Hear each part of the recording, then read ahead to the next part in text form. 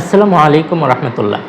মায়েদের একটি ভুল ধারণা হচ্ছে বাচ্চাকে যদি একবার নেবুলাইজেশন বা যেটি মায়েরা গ্যাস বলে থাকেন, যে এই নেবুলাইজেশন দেওয়ার কারণে বাচ্চাকে কি পরবর্তীতে বারবার ঠান্ডা কাশি যখনই হবে তখনই কি নেবুলাইজ দিতে হবে কিনা।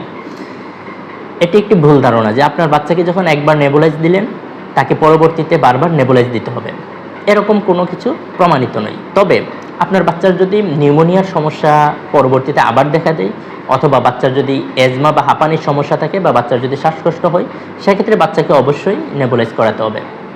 তবে বাচ্চার সাধারণ সর্দি কাশি হলেই বাচ্চাকে নেবুলাইজ করাতে হবে, এটি কিন্তু ভুল ধারণা। আপনার বাচ্চার যদি সর্দি কাশি জ্বরের সাথে শ্বাসকষ্টের লক্ষণ থাকে, তখনই আপনি চিকিৎসকের পরামর্শ নিয়ে বাচ্চাকে নেবুলাইজ করাবেন। যদি শ্বাসকষ্টের লক্ষণ না থাকে, তাহলে তাকে নেবুলাইজ বা গ্যাস দেওয়ার কোনো প্রয়োজন নেই।